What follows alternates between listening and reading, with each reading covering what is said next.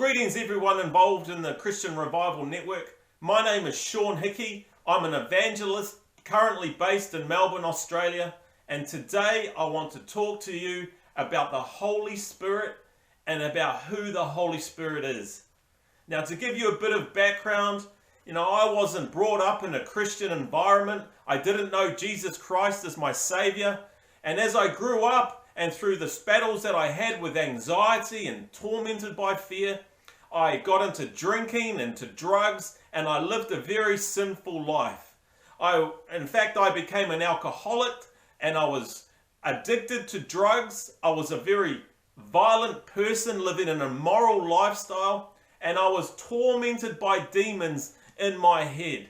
But through the power of the cross of Jesus Christ and everything that He did for us, for those who believe, I was instantly set free the moment I bowed my knee to Him, and He came into my life. He gave me new hope, and He gave me purpose and life, setting me free of alcoholism, drug addiction, anger issues, darkness and depression that robbed my life.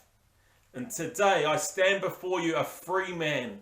And I started to, when I was going to church and I started to hear about the Holy Spirit, I started to hear things about the gifts of the Spirit, but I had no idea who this Holy Spirit was. I had no idea what gifts of the Spirit meant, and I was left confused. But through my seeking of the Lord, He brought revelation and understanding into my life. And as I journeyed with Him, I come to learn and to know the Holy Spirit as a very powerful person of the kingdom of God.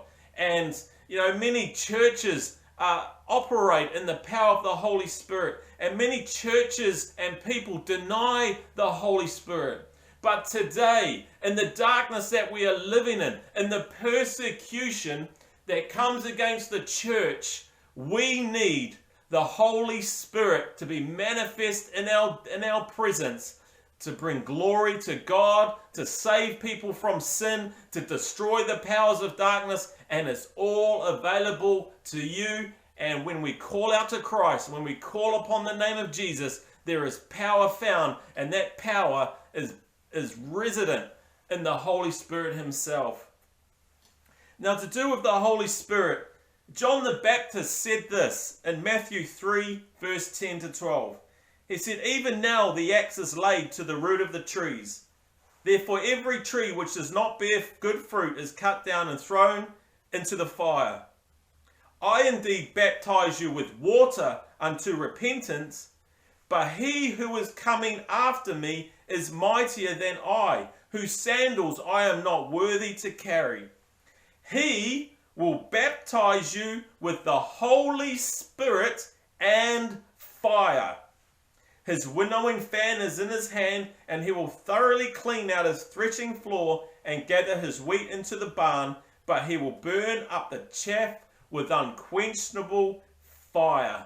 You see, John the Baptist was, how he said there, that he is baptizing people in water for repentance, but then he said there is one, talking of Jesus Christ, who will come, and He, Jesus Christ, will baptize you with the Holy Spirit and fire.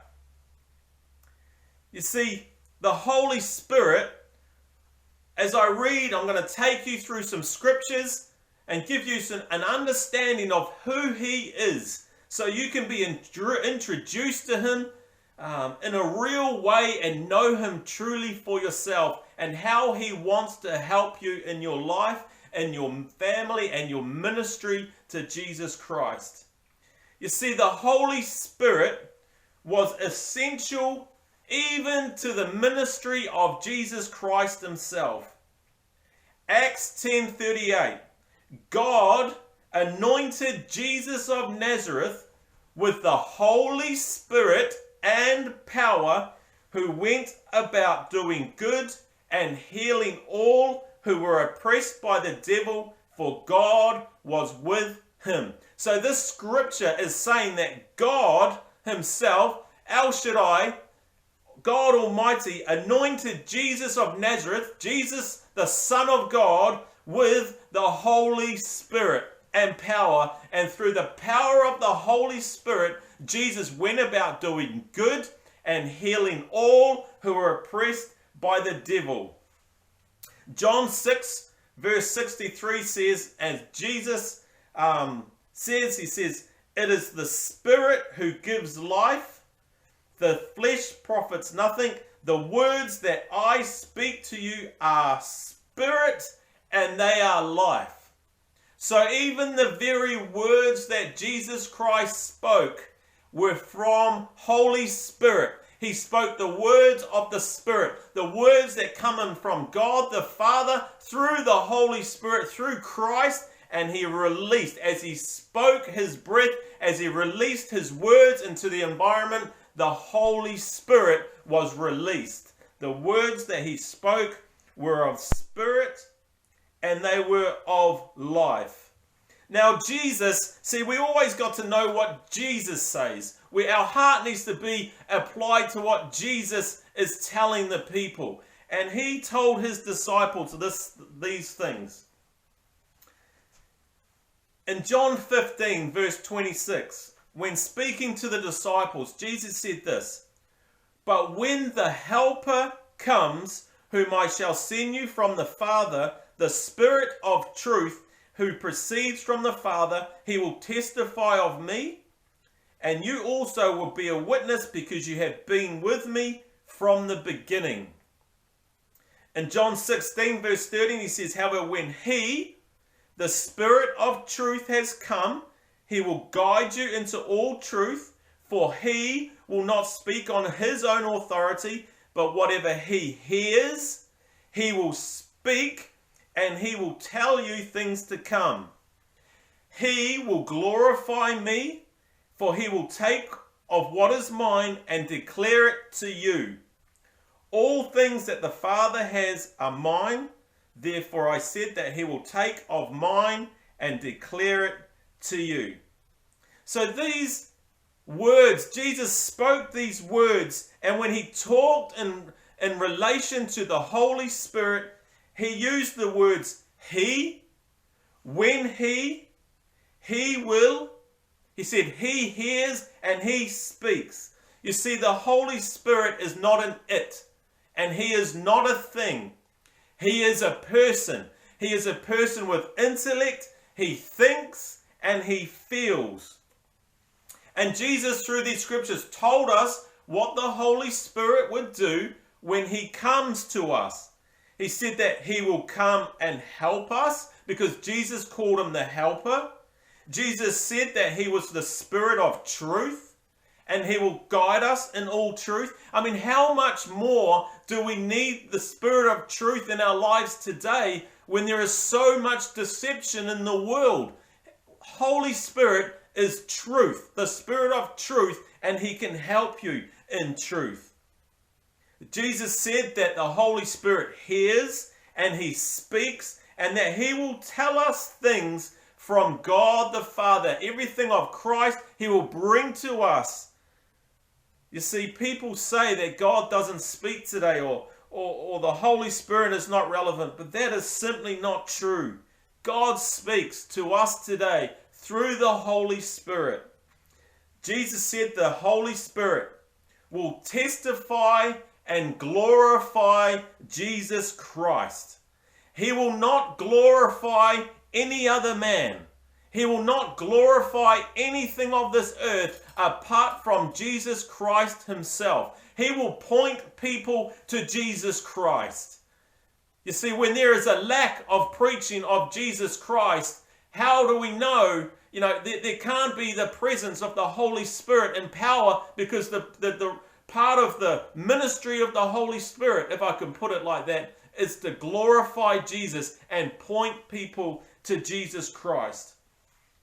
The Holy Spirit will bring everything that is of Jesus and bring it into our lives. You see, the Holy Spirit is the third person in the Trinity. We have God the Father, we have God the Son, and we have God the Holy Spirit. Now, in Scripture, can be referred to as the Spirit of God, the Spirit of Christ, the Spirit of truth, and the Spirit of the Lord.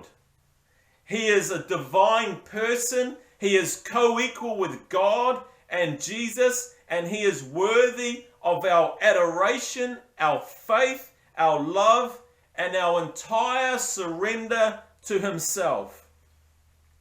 Now, the Holy Spirit being a person of the Godhead, what is he like?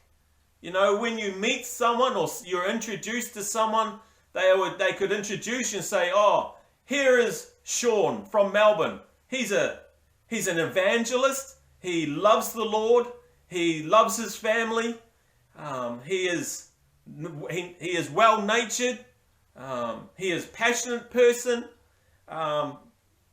But when we want to know about the Holy Spirit, we want to know what he is like too. And Scripture tells us, it gives us an understanding of who he is, because he is of the very character of God, the very character of Christ. So we know that the Holy Spirit is a spirit of love. He is a spirit of forgiveness. He is full of mercy, just like Jesus and God the Father. He is full of grace and he is full of kindness. You know, I love the scriptures written in Psalm 103 that talks of the benefits and the character of God. And these are the very essence, character of the Holy Spirit as well. You see, in all these things of mercy and grace and love and kindness, but amongst that, the Holy Spirit is strong. He is all-powerful. He is full of authority. You see, all things and power of the kingdom that take place through the power of the Holy Spirit. And the power of the Holy Spirit can come into your life and completely change the dynamic of your ministry. Now, the Holy Spirit, he also has emotions, and we're told in Scripture in Ephesians chapter 4 verse 30 that we are not to grieve the Holy Spirit. And 1 Thessalonians 5:19 we are told to not quench the Spirit.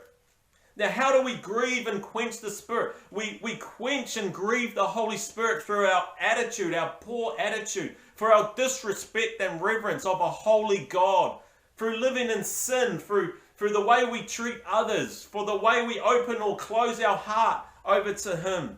Our attitudes and our flesh can quench the Holy Spirit. Now,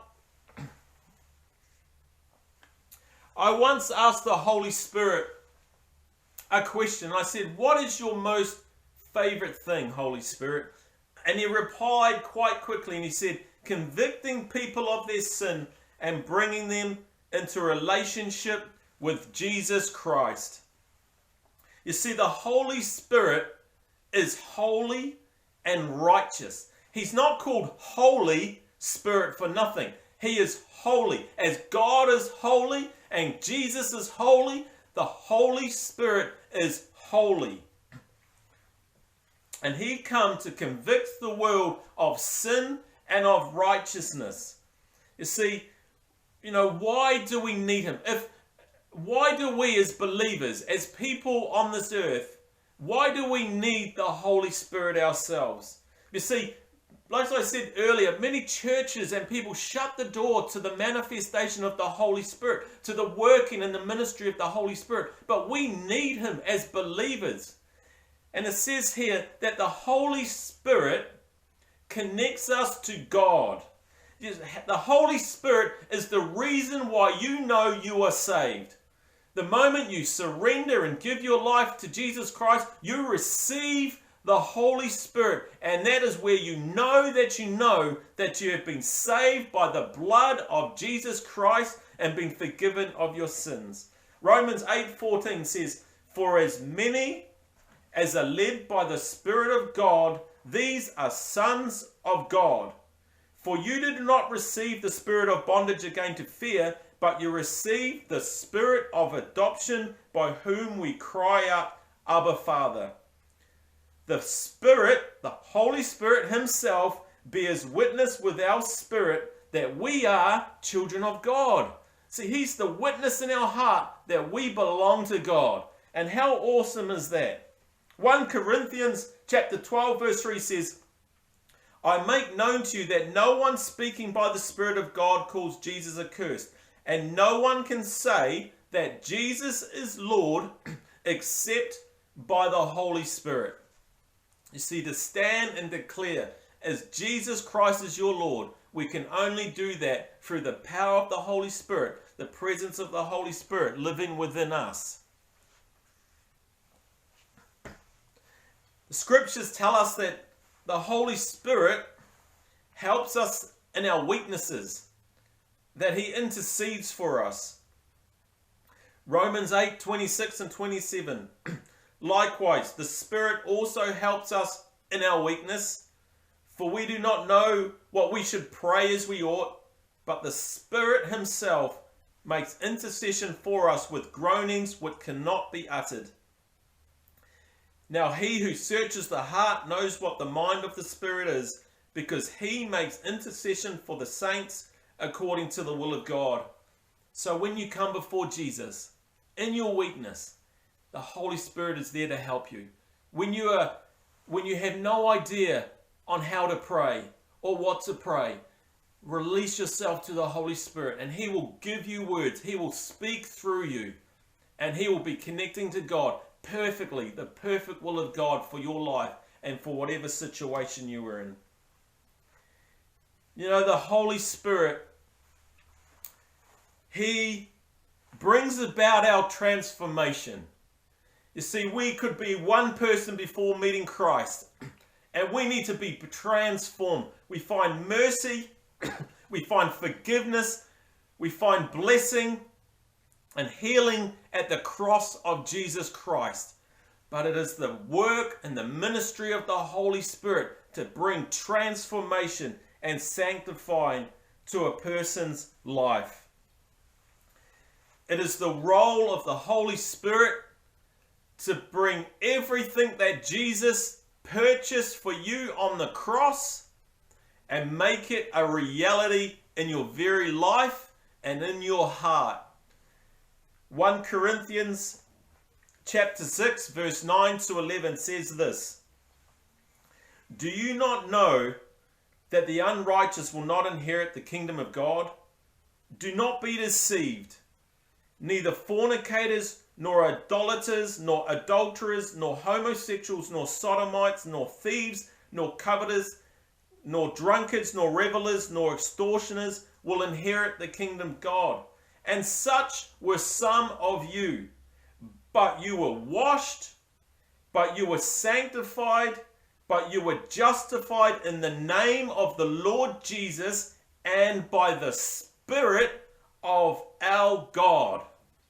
You see, the Holy Spirit transforms a person. You can take a person with a hard heart and make them into a person of love, with a heart of love. A person who has been robbed in bitterness and hatred can be turned into a person of joy and forgiveness. Like me, he took me as an alcoholic, as an angry person suffering depression, and through his transforming power, he brought me into a place of freedom and liberation and light in Jesus Christ. He takes the person who is lost in darkness and brings them to a place of being found in Jesus Christ. Now, a couple of extra things on the Holy Spirit. You see, the Holy Spirit, as he walks, as he comes into your life through Jesus Christ, he molds your character and changes the way you think and feel, how you react in circumstances, and he increases our capacity to stand against adversity and to carry the ministry and the requirements that Jesus Christ has for us. And he does this through developing what's called the fruit of the Holy Spirit in our lives.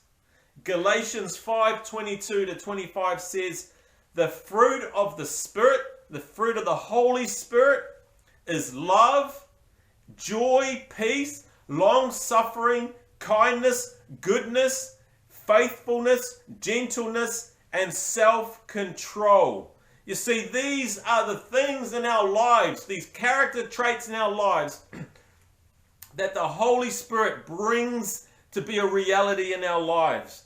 That we can live as Christ lived. That we can love as Christ lived. As Christ walked and he brought mercy and he was patient with the people. As he went through suffering and he endured it, so can we through the power of the Holy Spirit that is coming, lives within us. Because the scriptures say that we are the temple of the Holy Spirit. The temple of the Holy Spirit. So the Holy Spirit dwells within us.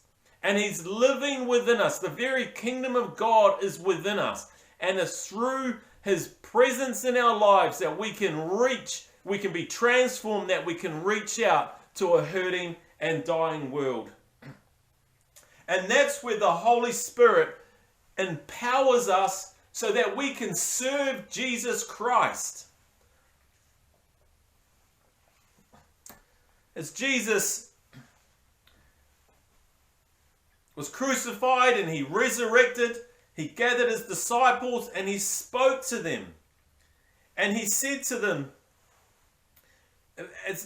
and being assembled together with them, he commanded them not to depart from Jerusalem, but to wait for the promise of the Father, which he said, you have heard from me. For John truly baptized with water, so the baptism of water for the repentance and of your sins.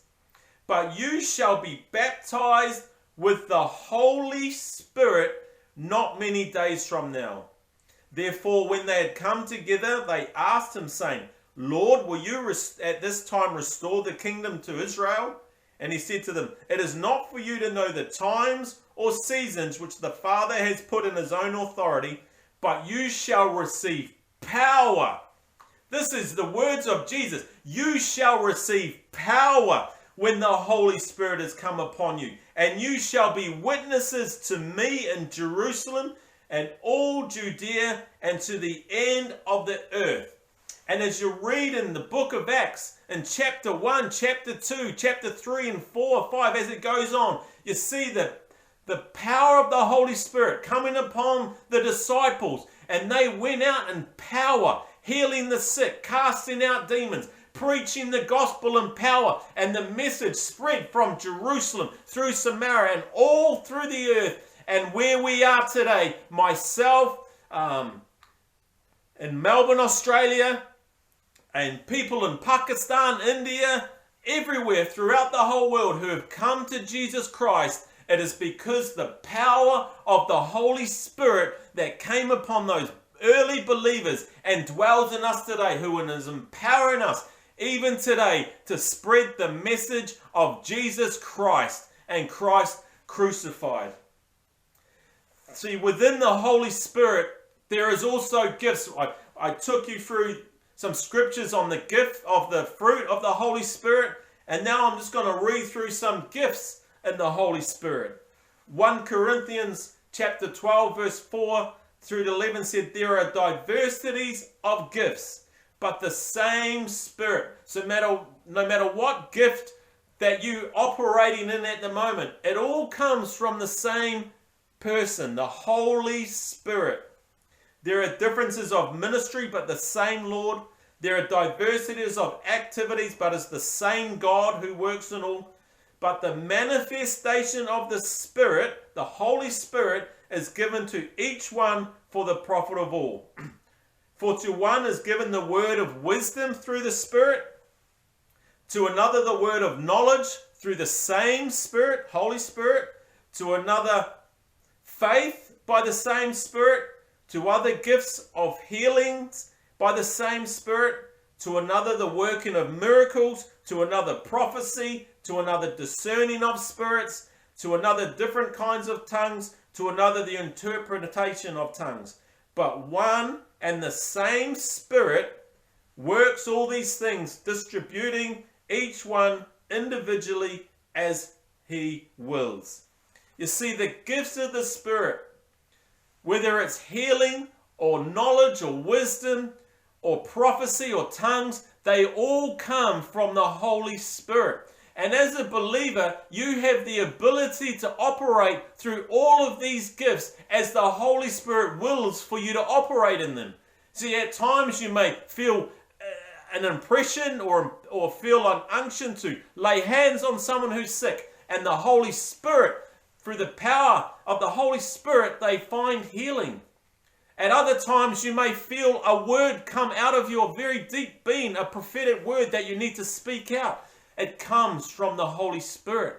You may, in your prayer time, pray in tongues, and that is the Holy Spirit.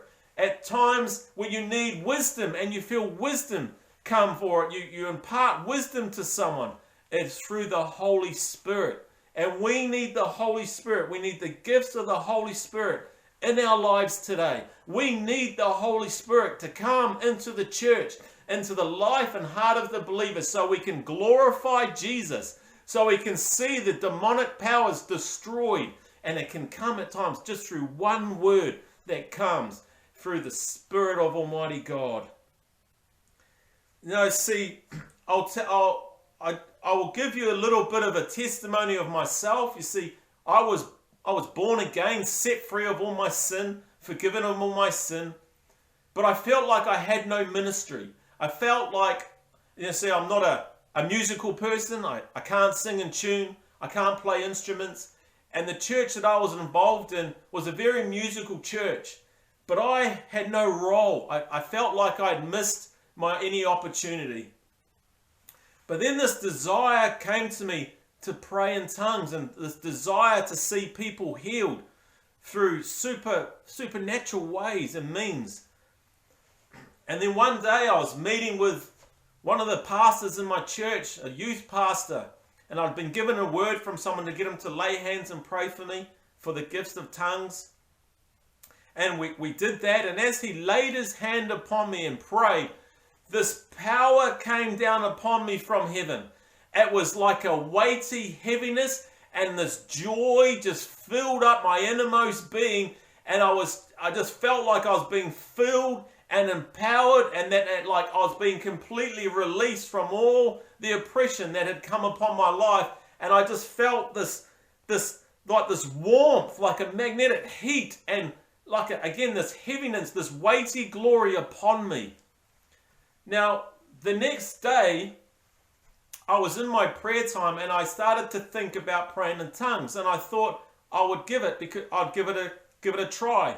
Now, to speak in tongues, you need to speak out audibly. So as I just spoke words that I hadn't learned before, and I just started going, Kilo Bodumbara Shakio Honda Lebakiorapa. You see, the gift of tongues, the gift of the Holy Spirit had come into my life. And not long after that, I was talking to a lady who was suffering from a sore back, and I started to feel in my heart emotion for her that I'd never felt for someone before. It was a compassion that had come into my heart through the Holy Spirit in my life. And I asked to pray for her. I laid hands on her. I prayed for her. And she had suffered for years from a bad back, and she was instantly healed. It's not because of me, anyone special. It's because I'd been baptized in the Holy Spirit. I'd received the power of the Holy Spirit, and the gifts of the Holy Spirit had been activated in my life. And as I stretched out my hand, the Holy Spirit worked through me and healed that woman. You see, there are many things that I've gone on to do through the power of the Holy Spirit. I've seen miracles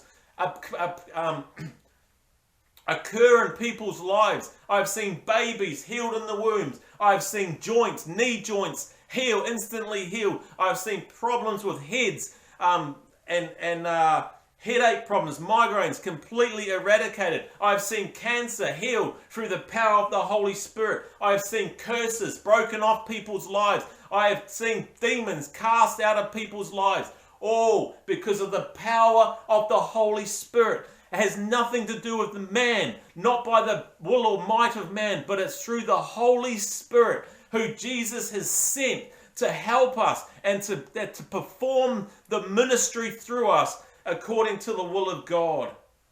You see, today, as you listen to this broadcast, you can be empowered with the Holy Spirit.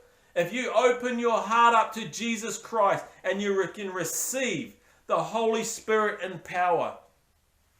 You see, on the day of Pentecost, when the disciples were empowered with the Holy Spirit, Peter got up and he started to address the people. And he said these things. He said, "It shall come to pass in the last days, says God, that I will pour out my Spirit on all flesh. Your sons and your daughters shall prophesy. Your young men shall see visions. Your old men shall dream dreams. And on my maidservants and on my maidservants I will pour out my Spirit in those days, and they shall prophesy." He declared to the people, and he said to the people, he said, repent. He was calling them to repentance. You see, Peter was a man. He was full of faith, but he lived in fear. He denied Jesus at the time of the crucifixion. He denied Jesus, but he is now empowered with the Holy Spirit. And he had been transformed, and now he could stand before those very people who put Jesus to death, and he could say to them, repent of your sin. Repent. It's time to turn away. It said, let every one of you be baptized in the name of Jesus Christ for the remission of sin. And you shall receive the gift of the Holy Spirit. For the promise is to you and your children and to all who are afar off, as many as the Lord will call. You see that promise. Remember, Jesus said, I will send you the promise. The promise is the Holy Spirit. And Peter's here saying the promise is for you and your children, as for all those who are far off and all that the Lord has called. Now, has the Lord called you? Because if the Lord has called you, then you shall receive the power of the Holy Spirit. And for those of you that may know not the Lord and you want to receive the Holy Spirit so you can live an empowered life, the answer's there. You need to repent of your sin. You need to ask Jesus to wash you in his blood, to forgive you of your sins, to come into your life. You need to give your life, surrender your life completely over to him and ask him to fill you with the power of the Holy Spirit. Because as John the Baptist said, I baptize you with water, but he who is coming, Jesus Christ, the King of Kings, the Lord of Lords, the Savior of the world, who is mightier than I, whose sandals I am not worthy to carry, he will baptize you with the Holy Spirit and with fire. Today, I challenge you to give your life completely over to Jesus. Open your heart up to the Holy Spirit. He is your helper and your guide, your teacher, your counselor. He is all powerful. He is all loving. He is kind. He is all strength. He is your strength when you are weak. He will pray and intercede for you when you need it. He is forever with you, and he will never leave you. And he will empower you to penetrate the realm of darkness, to defeat demons, to cast out demons out of people's lives, and to bring fruit of Christ into your environment and community. We can't do it without the presence of the Holy Spirit. Now I'm going to pray for you. And if you want to receive the Holy Spirit, remember, he is a person. God the Father, God the Son, God the Holy Spirit. He is a person who wants to come into your life in power. And he wants to lead you in power and bring great revelation of the scriptures to you. So I'm just going to pray. Whatever you need to do, if you want to close your eyes, you want to get down on your knees, you want just whatever you need to do to open your heart up to Jesus and pray and receive the power of the Holy Spirit. You say, Lord Jesus, I give you my life. I completely yield my life over to you. I need you to be Lord. I need you to be my leader, my King. And I ask you to fill me and to give me the precious promise of the Holy Spirit. Please fill my life to overflowing with the Holy Spirit.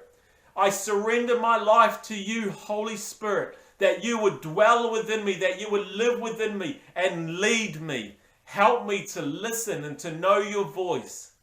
Help me to obey you and give me strength to obey you And I ask to be empowered with the light, the Spirit of Jesus Christ of Nazareth, so I can glorify Jesus and bring Jesus' glory on earth as in heaven. Amen. You know, the scripture says that we are to knock and we are to ask and we are to seek, and we will find it when we do. We'll find him when we do. So I say, keep pressing into the Lord Jesus. Ask the Holy Spirit to reveal himself to you in power, and you shall see the glory of God come in your day. May the Lord bless you and keep you, and may he use you mightily in this harvest that is coming before the imminent return of Jesus Christ, our King. God bless you and thank you in Jesus' name.